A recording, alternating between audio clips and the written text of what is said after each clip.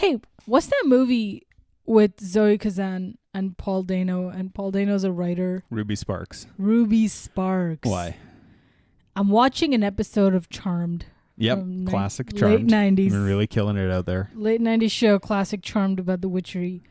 They did Ruby Sparks. No, that's before The Witcher. You're thinking of The Witcher. Oh, Is the goddamn it. classic Witcher There's show. an episode where like movie characters come to life and you kind of, it's like so classic.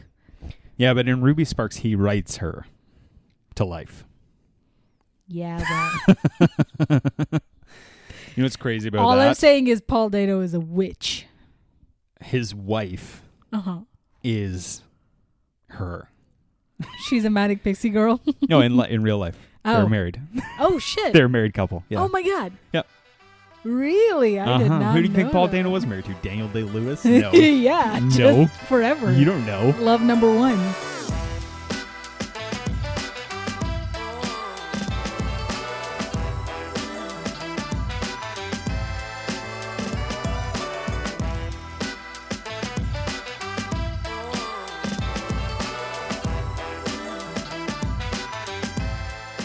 We have to talk about something incredibly important at the top of this episode. Yes. Would you like me to talk about it? Hit me.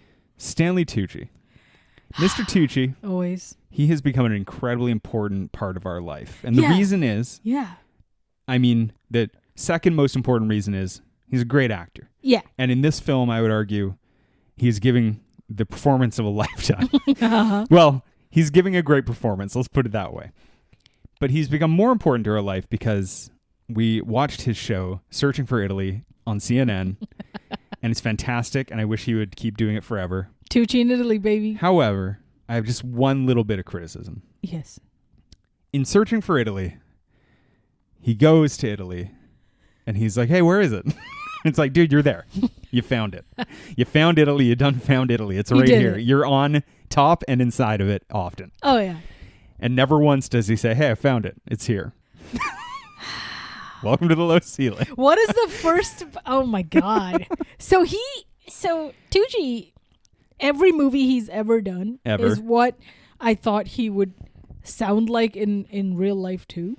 Mm-hmm. He sounds very different in his Italy travel show. He sounds like his normal self. Yeah. Like he sounds like he does on his Instagram, which is also very important to my life. That's too. right. Yeah. That's right. He does sound like he does on Instagram. Yeah. Wow. Getting his upset wife to film him, and he's his wife's like, behind the please camera. He's like, just- "Shut up! You're Emily Blunt's sister. Shut your mouth. Shut up." I just want to eat, please. Tucci, please. No. Stanley, please. Stanley. Me and Emily Blunt and John Krasinski are very hungry. We're starving. We haven't eaten We're in 3 starving. days. It's like I'm trying to perfect the zucchini pasta. Fuck. That's what I wanted him to. I wanted him to sound like, kind of like semi-angry and kind of just like a little bit more grungy, like he does in every fucking movie he's ever done. But he's just like the nicest, most like soft-toned, gentlest person ever in real life. Oh, he seems lovely. Yeah. Yeah. He seems like I want him to be my dad. Yeah. My dad as well as my other dad. Him and my other dad would. Yeah, that's right. Yeah. All the dads, Tucci-esque. Yeah. But so Tucci is giving. He is my favorite part of this film in a movie that is, I mean, not only an absurd cast, but also the Bald Actor Hall of Fame. Hell yeah, baby! Even though Willis is not bald in this film. No. But he's still, I mean, he's in the hall. Let's just put it. He's in the Hall of Fame. Bruce Willis is in the Balding Hall of Fame. Okay, but here's the thing. If I remember correctly, Bruce Willis, in this movie, he's got hair. Now, he's got hair. That's totally fine. No problem with the hair. At one point, he has a skullet, which is dope. He looks great. He has hair and then some. But in my previous favorite film starring Bruce Willis, The Whole Nine Yards, also starring Matthew Perry, may he rest in peace. Yeah. Also filmed in Montreal, Canada. All right. Montreal, Quebec, Canada. Oui, je m'appelle John. Mm-hmm. Bruce Willis is also bald, and he looks great. He actually looks older in that film than he does in this film. And the film, we'll talk about it eventually. We will eventually name the film we're talking about, even though you've seen the title. But we're not going to name it for a long time. You know why we don't want to name it? Because it's bad a luck. dumb fucking title. Really bad title. This may be one of the... Look, it's not as clever or smart as it thinks it is. This title, which I will now say it because it's time to name it. is not Time Today. Oh, so goddamn the it. movie we're talking about is something totally different. No, yeah, Lucky Number Slevin. Lucky Number Slevin. Bad title. Can I just say, No. you know how dumb and bad I think this title is, but at the same time, you're not alone in that assessment. I want more movies with the word Slevin in it. That's not a word is the problem. That's know, one of the biggest problems. That's right. It's not a word. But yeah. but like I know what they're going for with the like Lucky Number 7 with the slick L in there. I get it. But can you imagine a Slevin samurai? I would rather not. Thank you. Can you Please imagine stop. Snow White and the Slevin dwarves? What about Slevin? David Fincher's Slevin. Slevin. Yeah. Yeah. No, please don't. That's no more. Can I ask you a question? Now this is a little. I'm testing you here. What is the film named after? Go. The horse. Exactly. Thank you. Now the problem with that and the name in general is that it's so easy in this film to forget that the horse is named Lucky Number Slevin. It's so easy to forget most things in this movie. Quite honestly, it's hard to the plot is so absurdly complicated. By the time you're like, oh wait, the horse's name was Lucky Number Slevin, therefore the film is named Lucky Number Slevin. I don't know if I like that. Yeah. You know? Yeah. Do you like this movie? Yeah. No. I am ambivalent to it. You're ambivalent to it. Because for the longest time, look, I would 100% love this movie if it was just about dropping all the crime shit and making it a rom-com of Josh Hartnett and Lucy Liu. They have incredible chemistry. Yeah. This may be Lucy Liu's best performance of all time. I have one other contender. Is it Kill Bill? Yes. Yeah. Yeah. Well, like just in this genre, I mean, her just being a manic pixie Lucy Liu. Yeah. Just fucking being so charming. Pretty good for a manic pixie dream girl. Pretty good. Like a straight up manic pixie dream Yeah. girl. Now, can I say one thing about Lucy Liu? She said in the DVD commentary that this was the most fun she'd ever had making a movie. I want to say, in the scene where Josh Hartnett flashes her accidentally, he really did that, and she saw his little Hartnett penis. Well, I don't know that his Hartnett penis, and I just want to say it's the most fun she's had making a movie, and she saw Josh Hartnett's dick. Yeah, is that a coincidence? I don't think so. Josh Hartnett, am I Lucy right? Liu is very good in this. She's charming. She's quirky. She is a complete manic pixie dream girl. Although she's a medically qualified one because she is a medical examiner, which is cool. Right. So we'll allow it. Her and Josh Hartnett have a lot of chemistry. I agree. Yeah. She's fun. Yeah. Josh Hartnett is fun. Yeah. Ben Kingsley is doing something. It's my God. He's Everybody sure ain't Gandhi, else. but yeah.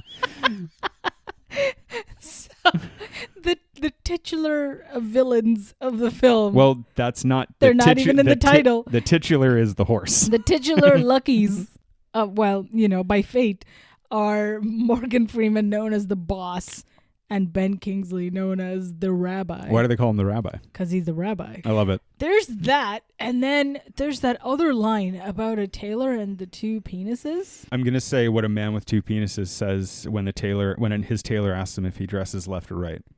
And the answer is yes. Yes. What the fuck does any of that mean? You don't know what that means? I don't know what any of that means. Well, you have. I don't want to reveal it. You have less than two penises. Let's just put it that way. We don't want to reveal anything about your personal life. Fair enough. Good to assume. But well, when a tailor asks if you dress to the left or the right, they're asking politely which way your ding dong dings and dongs when it hangs at attention.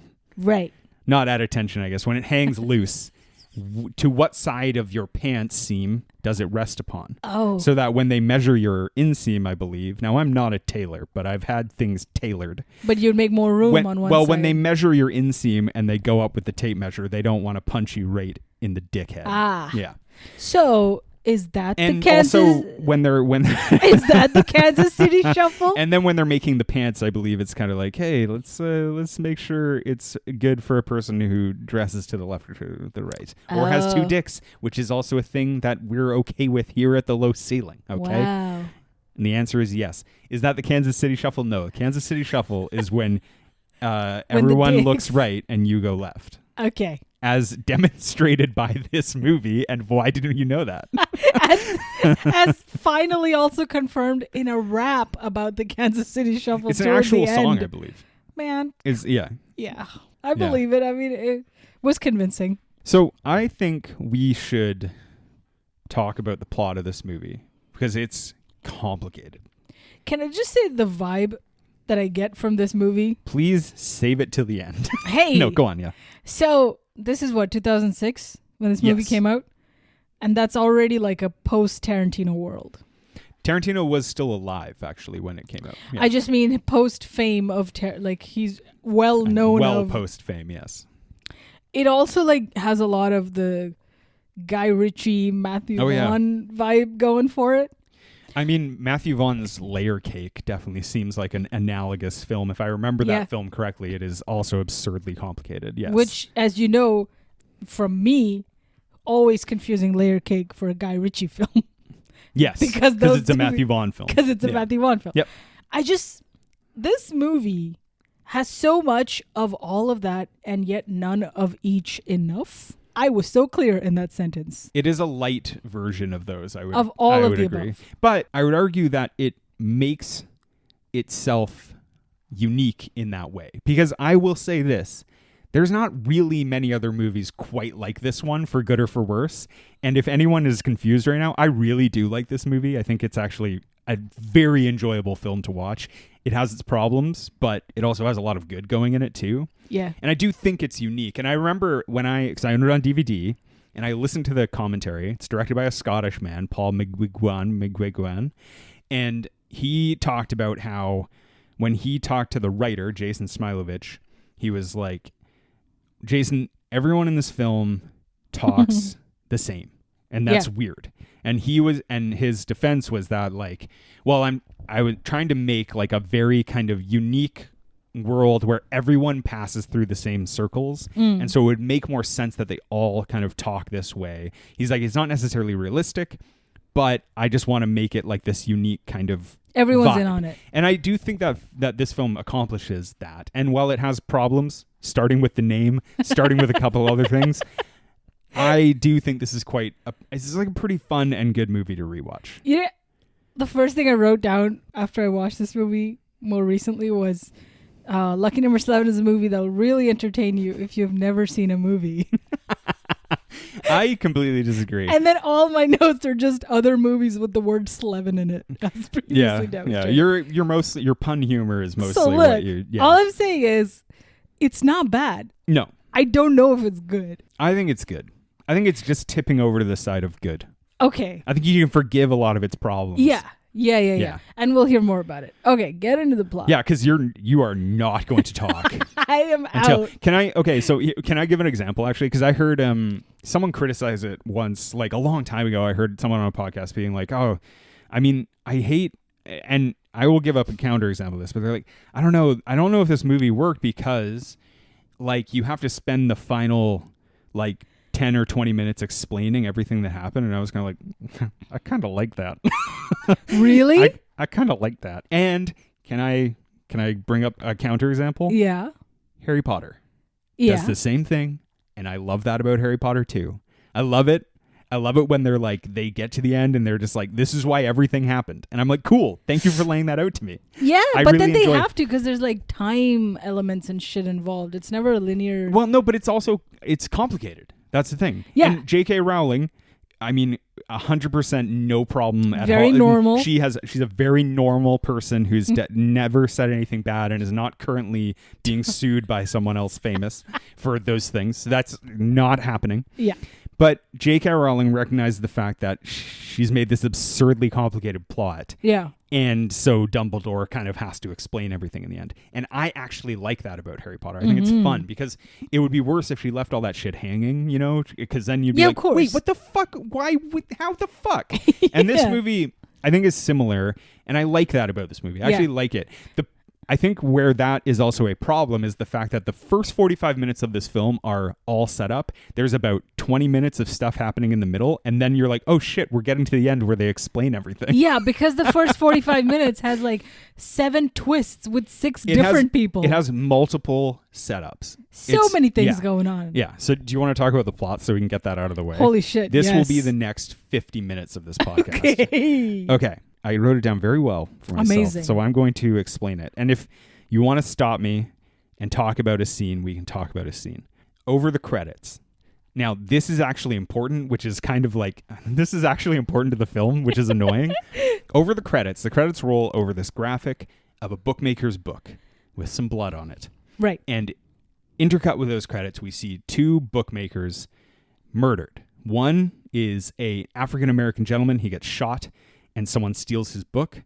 Another is a Jewish bookmaker who gets killed with a baseball and someone steals his book. Right to the face. Very important. Now, I want to stop right there and talk about something. This is one of the very rare Jewish organized crime films, and I love it. That's right. I think in the lineage of Once Upon a Time in America, Yeah. I'm like, yes, I love this. Oh, man. I love the Jewishness of this film. It's great, because then we get Corey Stoll We to do show get up Corey and Stoll. fucking be Hall dope. of Fame of just bald gentlemen. He's like, that's, in a normal movie, Yeah. he's the baldest motherfucker alive. Yeah. In this film, he's fucking fourth lead. He's like on the U.S. Olympic team of bald, and he's just like, he's riding the bench, basically. What's so wild to me is in House of Cards, right after Kevin Spacey, I only think of him, Peter, Corey Stoll. Yeah, and as he's like in the like main one character. season. Exactly. Because he gets killed. Commanding everyone. presence. He gets murdered by Kevin Spacey. Hard murder. Yeah. Also in real life, he just killed him. No, I'm just kidding.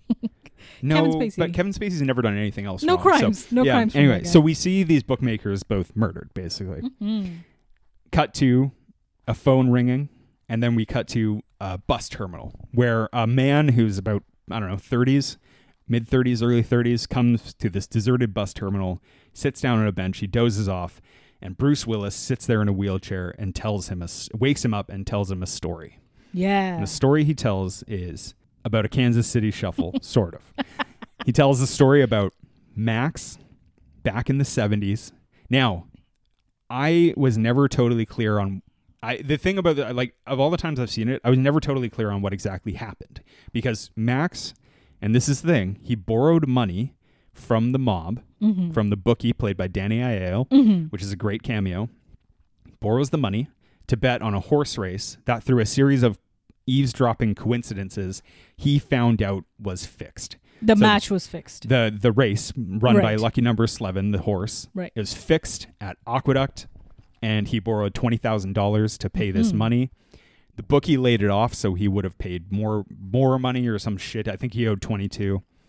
And when the horse races, the horse doesn't die. It gets injured. Doesn't finish the race. Yeah, it doesn't win. Yeah, so he owes all this money.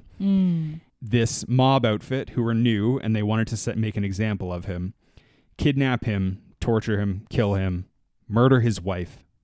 Someone kidnaps his young son and murders his son.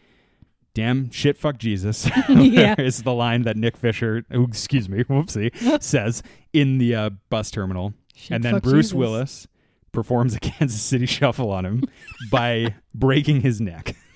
Yeah, because he tells him to look left, but then by the time he looks right, his neck Everyone done looks been left, broken. Shuffled. And he says, sorry, I had to kill you, but every Kansas City shuffle needs a body. I remember watching this the other day with you, and I was like, it's kind of ruthless that they just cold-bloodedly murder this guy. Why? Well, that's the thing. I thought about it, and I was like, that's pretty harsh just to set up this thing that's eventually to go down. They just murder a guy in cold blood who's effectively a stranger. Turns out that guy also was a criminal. Murder two guys. Well, yeah. I mean, Nick Fisher seemed kind of, he owed money, but he seemed kind of innocent. But then it turned out he was kind of a statch rapist, so that's not cool. Oh, Jesus. Yeah, they bring that up very offhandedly. Oh, my God. Cut to in the future. Slevin is in Nick Fisher's apartment, his friend. He's shaving. His nose is broken. And Lucy Liu comes in and they chat. They determine that Nick is missing and they try to solve it. And then Lucy Liu runs out. He gets another knock on the door and there's two men there and they take him to see Morgan Freeman, the boss. The boss. Who is capital B, the boss. Right. And Morgan Freeman lives in a gigantic penthouse. This is where we have to stop to talk about how insane the production design of this film is. Because the production design is absurd in this movie. It looks like a fever dream, like everywhere. Yeah. Like even in their crappy New York apartment, the wallpaper is complete insanity. It 100% is. Yeah. I never know how big or how small any of the rooms are. No. But it pretty much feels like they are all studio-sized, ginormous. Well, no, they have a couple of rooms, but they're big. But they have enough walls to have multiple different weird fucking wallpapers. Yeah. Yeah. And, it is disorienting. And also the two penthouses in which the boss and the rabbi live, they're isolated in these penthouses, are also like absurdly appointed, just the weirdest spaces. And every time I watch this movie, I'm always, when they play chess with Morgan Freeman's glass chess thing, I'm like, how do they know what pieces what, bro? It's so confusing. They're all square glass pieces. Yeah, they're like these like 5-inch tall glass cylinders. They're not cylinders. They're like they're square. Fucking, they're the word for that, which is a different thing. Cube. But a bigger than a cube. So not a cylinder. No, because the cylinder is round in 3D. Oh, I see. Again, I'm talking about a longer cubic column. Sure. Yep. That's not the word, but all right. Hell. But then they just have lines denoting what they are, and I'm like, I can't. No wonder he fucking lost the chess game. He goes to the boss. Morgan Freeman says, "You're Nick Fisher. I believe you're Nick Fisher. You owe me $96,000. I want you to pay me. We can make it an even 90, or you can kill the son of the rabbi, Yitzhak." They use a homosexual slur to refer to Yitzhak. Yeah. We're not going to use it because it's not cool. And Nick Fisher, Slevin, says, let me think about it. He says, you have like a day to think about it. He's like, okay. And he's like, I'm not Nick Fisher, though. And he's like, I don't care. You owe me. You're the guy in that apartment. You owe me the money. Get me the money or kill this guy. Classic case of right place, right time. Movie's title, when it was released in Australia, where they were wise enough to change the title, was The Wrong Man, which is not a great title either, but it makes a little more sense. It is. Oh, they give it away. Spoilers in the title. But you already know when you meet Josh Hartnett that he's the wrong man. Right? The whole time he's like, I'm the wrong guy. Yeah, because when he returns to the apartment, he gets another knock on the door. Hello, Corey Stoll. How are you? They kidnap him too and go to the rabbi, who lives across the street in a penthouse, played by Ben Kingsley, who is doing a lot in this film. Yeah. But he's Ben Kingsley. He's allowed. When does he not do a lot? He's 1,000%, 100% in character. The Sopranos, when he plays himself. God. He does the most in everything he's ever been. Iron Man, Gandhi. Who is he in Iron Man? He's like a crazy guy in Iron Man 3. Okay. He's supposed to be an aspiring actor, but he's also crazy. It's going to be great, babe. Once we start the MCU, we're gonna discover. We're gonna whip through that a world. Oh boy, of Kingsley. A whole side of Ben Kingsley you never knew a man, you never knew lived or could work ever. Exactly. Anyway, Ben Kingsley's doing a lot. He plays a rabbi. He's called the rabbi because he's a rabbi. And he says, "Hello, you're Nick Fisher. You owe me $33,000." Yeah. And he's like, I'm also not Nick Fisher. He's like, I don't care. He does have the great line about the saddle, the horse, the thing, which is like the saying. I think that's a fun line. I forget. He's like, my father once told me that if someone calls you a horse, you call him a jerk. Someone calls you a horse again, you punch him in the nose. Yeah. Someone calls you a horse a third time, you better look for a saddle. Better go shopping for a saddle. Yeah, which I deliver that exactly the way he delivers it. As I'm a young Ben Kingsley. But when Ben Kingsley does it, he was like, when someone tells you. No, he doesn't. He talks like super fast. Oh, fair enough. Yeah.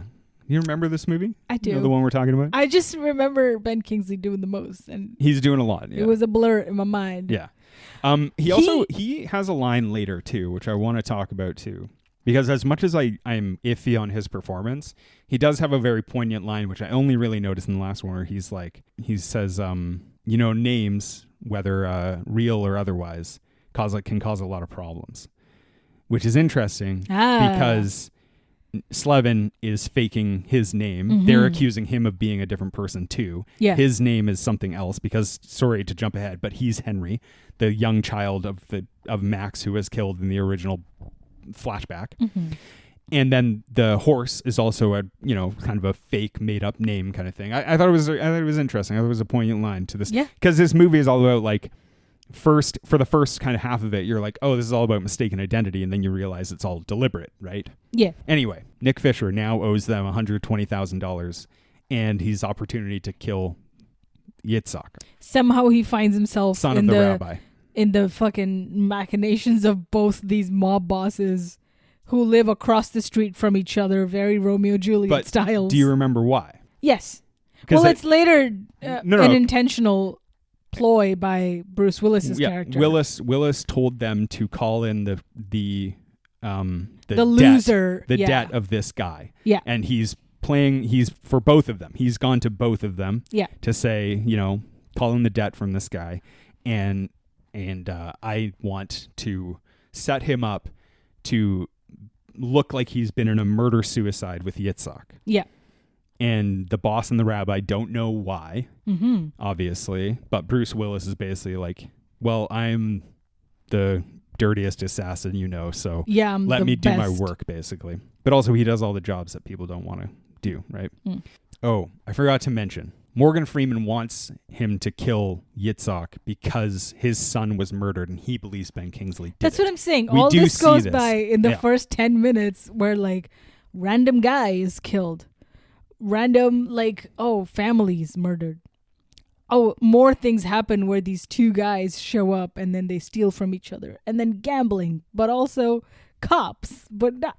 Oh, yeah. So many things happen that, of course, the audience is like, there's only one common denominator in all of this. So we see the twist coming from a mile away. I don't think so. When you first saw it, you didn't realize what was happening? No. Oh, interesting. I think a lot of... But, okay, I think it's reasonable to assume that you're like, I think Josh Hartnett is Henry. Yeah. But why?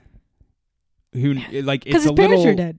Sorry? Because his parents are killed. No, but why he's doing what he's... why he's doing all of the things that he's doing and what Bruce Willis has to do with it is hidden for a long time. Yeah.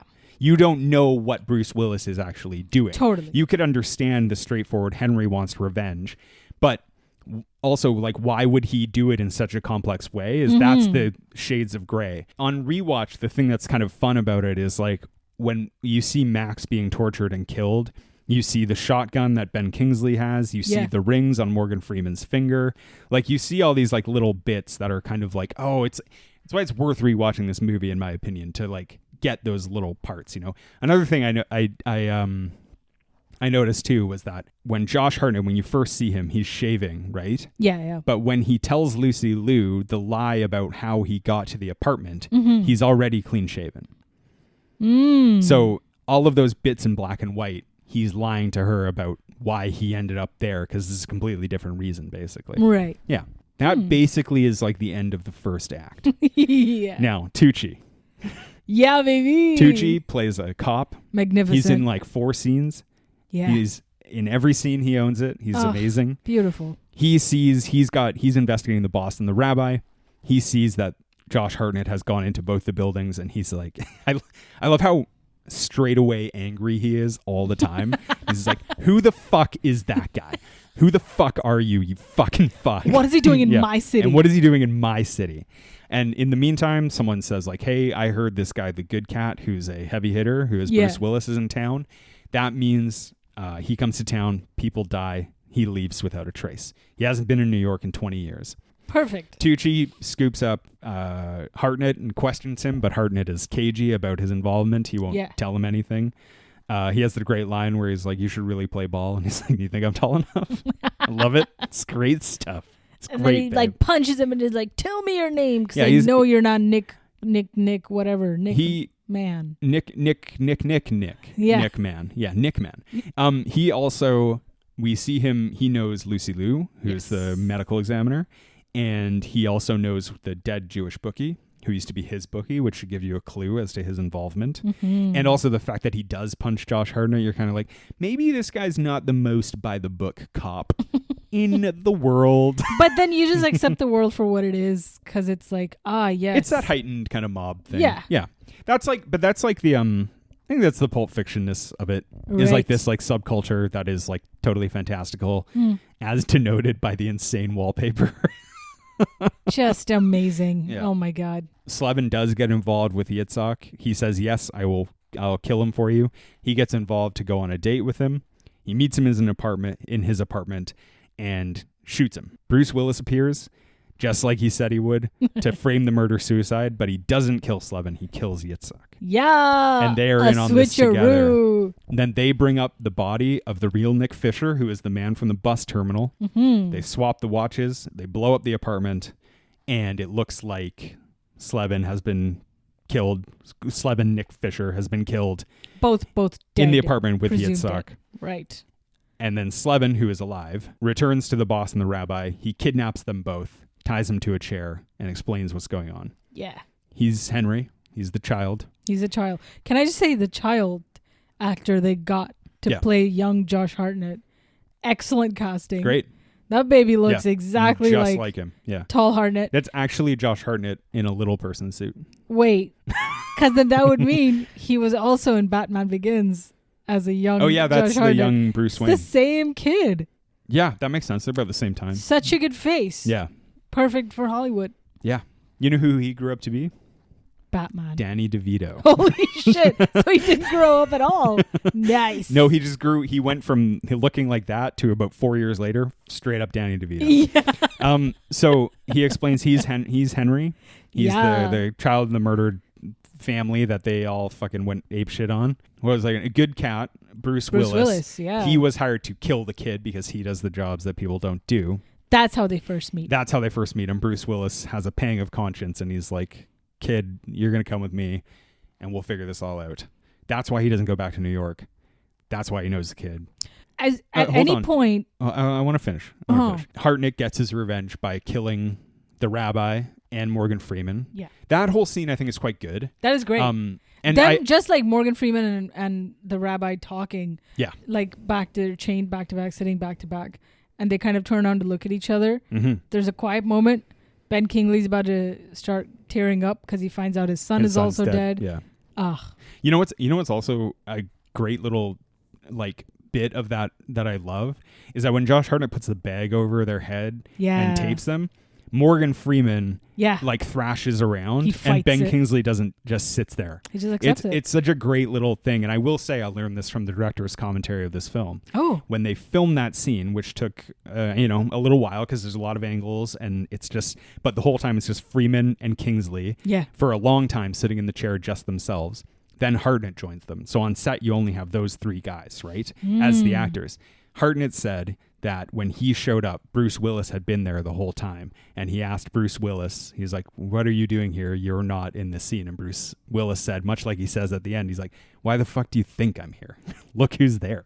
And he was watching Morgan Freeman and Ben Kingsley act together the whole time. Oh my God. It's pretty cool because, Bruce Willis is fucking diehard guy. Hey. But that's a cool little thing. Yeah. Because they're two of the greatest actors alive. Even at that time. Even then. Yeah. Yeah. Morgan Freeman isn't even bald, and he can act with fucking pants off himself. Morgan Freeman never not has hair. Yeah.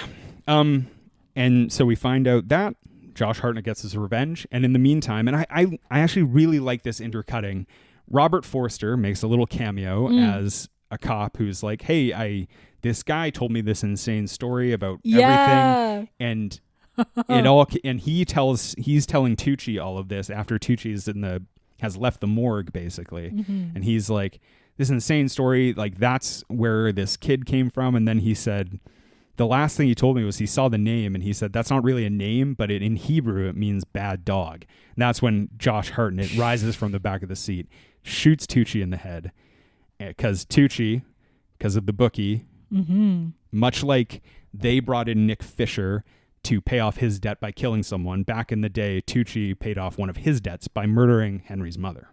That's He's the cop who kills Henry's mother. And I will say another cool thing. When he gets shot, all of that is practical effects. Oh. There was what they did is like they jigged up a little string with a blood pack and then pulled it and Tucci jerked his head forward and then the blood pack exploded against the windshield. Oh, beautiful. It's kind of it was a cool little detail. Because it kind of looks fake, honestly. And but it's satisfying. I think it's pretty cool. I like I have to say a lot of the killing in this movie is kind of satisfying, honestly. Because it's very Snatch style too. That's what I mean by that post-Tarantino effect of it all. Yeah. Like feels very inspired from around the time. Oh, it's heavily inspired, yeah. Post Reservoir Dogs juice. And so while Josh Hartnett's getting his revenge, Bruce Willis kills Lucy Liu, but surprise, surprise, he doesn't actually kill her. And Hartnett and Liu meet up to run away together at the bus station. Bruce Willis finds them because he's a world-class assassin. Yeah, but he says, I'll let you go as long as you live in peace. And he returns Henry's watch to him. Yeah. And then we see a final flashback to them driving off together, listening to the Kansas City Shuffle song. In a rap form. At any point, is Josh Hartnett a fucking cop? No. Okay. No. Why? Because just his... He's the greatest cop ever. When he has the goatee and he's wearing a beanie and he's in a room with, recalling his backstory with Bruce Willis, he's got that strap that cops wear around their shoulders. Babe, I just think he's a world-class assassin, fuckhead. That's, that's it. That's it. Sorry. That's on me. That's on me, Bruce. I can't believe you wouldn't recognize that. Damn it. As a world-class assassin All yourself. assassins have shoulder straps. So that's the exhaustively complicated plot of this movie. And I love it. I think it's awesome. It's great. I love your passion for it. Such a fun movie. I think last week we did a piece of shit movie that you like. And this week we're doing a much better film that I like. I'm just saying. Yeah. You have so much hate in your heart for movies like That's not Layer true. Cake or Snatch or any of the Guy Ritchie verse or the Vaughn verse. I don't hate them. But you don't hold them in nearly as high regard as you do Lucky Number Slevin, no? No, I think they're better films. I don't think... But like Layer Cake, I don't remember it very well, but I've also never been like, oh, that's something I gotta fucking rewatch. Same, like Snatch, I just didn't like... I didn't like the style of Snatch. I don't even know what happens in that movie, really. But this movie, this movie is pretty charming. Is it because they're English? It's because I hate the English. It's because you hate the English, isn't it? It's because I hate them. Oh, that's got to be it. If they're not from Boston, you're not going to watch it. Then again, if Stanley Tucci wants to invite me into his London home to have zucchini pasta with the other Blunt and the other Blunt, meaning his wife, not Emily Blunt. I don't care about her. I just rewatched Oppenheimer. Goodbye. No, thank you. Just kidding, Emily. You're cool. But if Stanley Tucci wants to have me in London for an extended period of time as my new father, I would be okay. I would put up with the English for that. Let's just say that. No, I like this movie. I think it's like a really smooth rewatch because it's so charming. And yeah, it's a little quirky and adorable, and you can because Hartnett's charming. Hartnett is great, and he's the great thing about this film, which is so frustrating, is that I think Hartnett was in a bunch of not a bunch. He was in a couple good movies around this period, not great ones. Yeah. Now, okay, he's in Sin City, but briefly. Yeah. And I love him in that. I think he's one of the better parts of that movie, even though he's only in 2 scenes. Mm-hmm. And then after this, he's in 30 Days of Night, which is not a great movie, but not a movie, but a movie I like. Yeah. But this movie, he clearly shows that he can be a leading man, and yet the critics hated it, and basically his career goes on a downturn after this. What a shame, because he was fantastic in this. Well, also because just recently he's become this bigger thing. He's just in Trap. He was in Oppenheimer, and everyone was like, "Oh, right." And Guy Ritchie, he had him in a couple movies too. Yeah. Like, it's a real shame because the weird thing is like, despite yourself, audiences quite liked this movie, it seems. But I was always under the impression that critics generally were like, no, it's like Tarantino light. It's too much like everything and not enough like itself. If it had like fewer convolutedness to its plot and more kind of action, more of that like punched up jibber jabber back and forth fucking speed talk, Mr. Glib himself.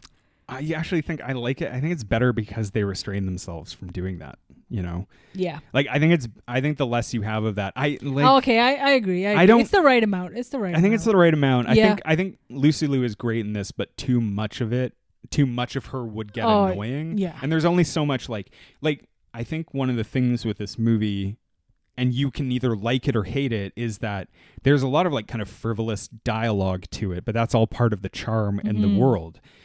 But then again, that's this. You could say the same about Pulp Fiction, and you could be like, "Oh, like a lot of the time they're just talking about like nothing," and it's like, well, yeah, but that's all part of the world. That's like, But too much of that would be without the plot moving forward. Correct. And like the other like the dichotomy of this movie is like it's got that kind of like frivolous quirkiness and then the most absurdly complicated plot. That it has to be explained twice. I swear to God. Like it explains it at the beginning and then it re-explains it at the end. Oh my God, yes it does. And I like that about it. You are a complicated man. I love it. Yeah. That's why we love you. I feel lucky to have had this film in my life. What number of luck do you feel? 9 out of 10. Lucky number 9. Lucky number 9. Oh boy. Wow, dude. Yeah, cherish till the end of days. Mm-hmm. I was going to say something. What you got? Quiet. I mean, that's kind of it. That's all I got. Do you really not like this movie? Have I convinced you? I don't, like I said, I don't hate it. I'm not crazy about it because it doesn't blow your dick off like any other similar genre, like the 7 that I named during it. God. Which? Name one good movie. I named 3 directors. Stop it. All I'm saying is it's not enough to have huge names like Bruce Willis and Ben Kingsley and fucking Morgan and da-da-da. Mm-hmm. That doesn't save the movie. It doesn't save the movie. It just kind of leaves you wanting more because everything is over-explained and yet not enough for long parts of the time. It's like it's mysterious a lot of the time, but I think like again, your mileage may vary, but it's like it tricks you into thinking it's going to be some clever shit and it's not. It's quite dumb. I think it is. I think it's clever a little bit. Like I think that it leaves you hanging long to the edge of the point where you're just like, oh my fucking God, what is going on? And then it explains it kind of. But then the thing is, I already knew or saw it coming. When they do that all the time in films, right? When they're like, oh, we killed a mother and father and then we're going to take the camera away and not show you that we killed the son. It's going to be the son that grows up. Yeah, it's going to be the son that lived and didn't. Obviously, it's him. Yeah, I still think there's a couple, but there's like a couple, like I said, there's a couple other like points to it that it's not just so straightforward that it's like, it's just him getting revenge because like the involvement of Bruce Willis and stuff. That is great. Interesting. Yeah, when you see that the real hero is like. I will say though, like, it would stretch my credulity if it was just Josh Hartnett growing up to be like, I'm now going to kill the 2 most powerful mob bosses in New Jersey. Yeah, in the same week. Without having enlisted the help of Bruce Willis. That wouldn't make sense, right? So Willis's involvement makes sense, even though, I mean, what kind of a life it is it to like save a child from death to be like, well, come around the country with me and murder people. That would be fun, right? Yeah, exactly. Yeah. Exactly. He's so great in this, man. Like there's... Hartnett? Yeah, I just wanted a rom-com out of him and Lucy Liu. Just give us more of that shit. Lucy Liu can do, like, she's never done anything like that. No. And she nailed it. She was so good in this. It's the same every time I watch Kill Bill. I'm like, why doesn't she do more substantive work, you know? And not that she's too busy doing Elementary or whatever. Where she's fucking playing X versus Sever. Whatever that movie was called. Oh God. Directed by Chaos, babe. Oh shit. But like, and she was in like the Charlie's Angels and stuff, but I'm just kind of like, I don't. No, more action. Give her more heartfelt drama. Give my girl a little more meat to chew on. Mm-hmm. Give her that scenery. Give her that wallpaper. Oh, metaphorically. Not but the one in the house though. But also really in this film, she's got the wallpaper. Yeah. Give her better wallpaper. She does have the great line where she's like, where Josh Hartnett is like, you know, this isn't the first time this has happened. And she's like, this isn't the first time like a man has like hired you to kill the son of someone. Like she goes on. It's a very, very good line delivery. It's my most forgivable. She wins the Academy Award for the most the most forgivable Manic Pixie Dream Girl. Yeah, dude. 100%. 100%. Yeah. Because they don't go over the top with the dialogues. That's why it works for her. Well, exactly, right? Yeah. All right. Good balance. Mm-hmm. Bad. Overall. I would watch it again. I'll tell you what. Then it's not bad. I'll tell you this much. If it's on TV, I'm not changing the channel. Yeah. Well, we're watching tons of cable. So. That's right, baby. We're a cable family in this house. This is a cable household. Yeah. Got anything more to say about this shit? Just, just stay tuned for Snow White and the Slevin Dwarfs. I just want to wholeheartedly welcome Josh Hartnett back. Yeah, man. To being great. From which I always 2006? knew. Well, because he's like just Oppenheimer. recently kind of come back. And, yeah. Which I always knew from when the first time I saw Pearl Harbor. You have been a big Hardy. I'm a big Hardy. You're a big Hardy. I got a hard on for Hardy. Yeah. And I like I said, Pearl Harbor, great film. Immediately divorced. The silence. Goodbye. Josh Hartnett blew me away in that. When he died, there was tears in my eyes. Yeah. Hollywood Homicide. Yeah. Never seen it. No. But I bet he's great in it. Uh-huh. Sin City. Mm. Also a Bruce Willis joint. He's also very good in it. Hell yeah. Bigger role. Are you going to go watch Trap at the cinemas? No. All this built up for your boy. But I wish Josh Hartnett the best in his success with Trap. It's funny, we did After Earth last week, but not because of Trap. We just did it just coincidence. For no good reason, really. Hey, just that it's a movie. It's an amazing. But I mean, yeah, Hartnett. Apparently Trap is all right. Yeah. Yeah. I'm all for concert violence. No, what the fuck? Wow. Jesus. Okay, we'll cut that shit out. Okay. No, I'm going to leave that in for proof for the next time there's a deadly concert unhinged. trampling or something. It's probably your fault. No, guys. Guns are bad. Yeah. So that was Lucky Number Slevin. I stand for this movie. I'm a big fan of it. Good man. Watch it again. And then watch it a third time. Hey, but not Slevin times because that's too many. Just for the wallpaper. Get some interior decorating help from this film. It's been the low ceiling. I'm the Rabbi Pre. I'm John the boss. Why do they call him Rabbi? Because he's the Rabbi. Thank you for listening. Bye. Bye.